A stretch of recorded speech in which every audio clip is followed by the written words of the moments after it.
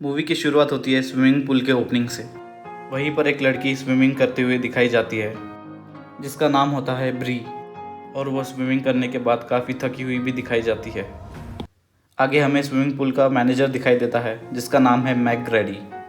जब ब्री swimming pool से बाहर आती है तब वो अपने खून का सैंपल लेती है जिससे कि हमें पता चलता है कि उसे शुगर की प्रॉब्लम है। आगे हमें ब्री की बहन जॉना को दिखाया जाता है जो कि वहीं पे स्विमिंग करने आई हुई होती है। जब ब्री वापस स्विमिंग करने जाने वाली होती है तब उसका ध्यान उसके रिंग पे जाता है जिससे कि हमें पता चलता है कि उसकी एंगेजमेंट हो चुकी है और वो उस रिंग को बैग में रखने जाती है। आगे के सीन में हमें पूल की स्टाफ क्लैरा को दिखाई जाता है जो कि कुछ लॉस्ट एंड फाउंड डिपार्टमेंट से चुरा रही होती है। ये सब उस पूल का मैनेजर देख लेता है और क्लैरा को ये सब करने से मना कर देता है। वहीं पे हमें क्लैरा बहुत परेशान भी दिखती है।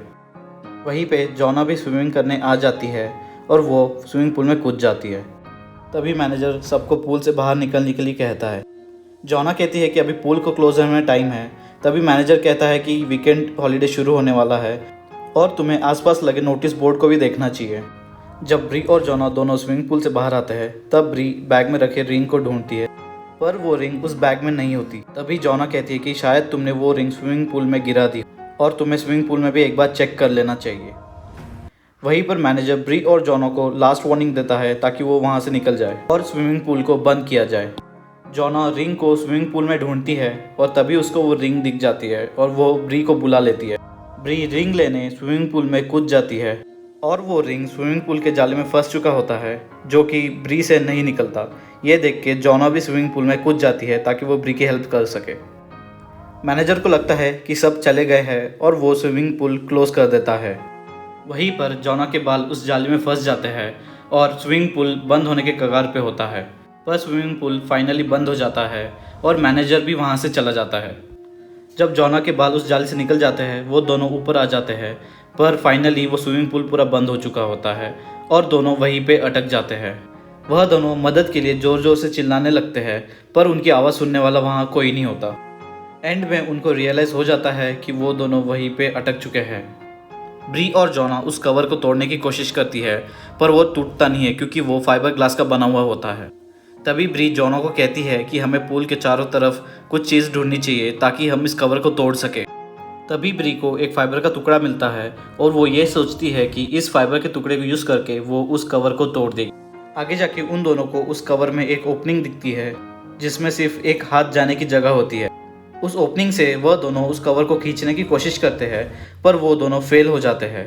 तभी ब्री अपने लाए हुए फाइबर के टुकड़े को यूज़ करती है ताकि वो कवर को फाड़ सके पर वो भी नाकामयाब हो जाती है और ये प्लान भी उनका फ्लॉप हो जाता है। प्लान फ्लॉप हो जाने के बाद दोनों को लगता है कि वो दोनों यहीं पे मर जाएंगे। आगे जाके दोनों के बीच में कुछ बातें होती है और ब्री जॉना से कहती है कि वो रिंग जो था वो उसके फियांसे ने उसे दिया था।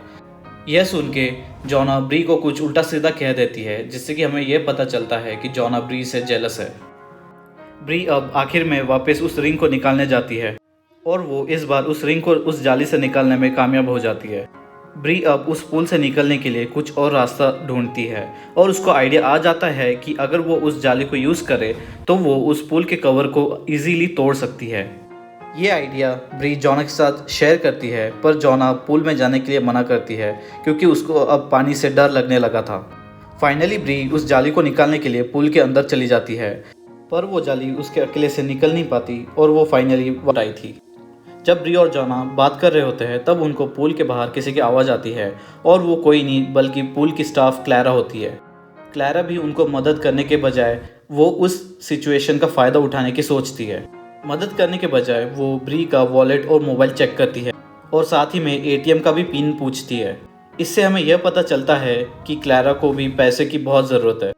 सिचुएशन से बाहर निकलने के लिए ब्री अपने मोबाइल का पासवर्ड और एटीएम का पिन बता देती है। क्लैरा वहीं पे पूल के सारे कैमरे ऑफ कर देती है ताकि उसको कोई पकड़ ना पाए और वो आसानी से यहाँ से बच सके।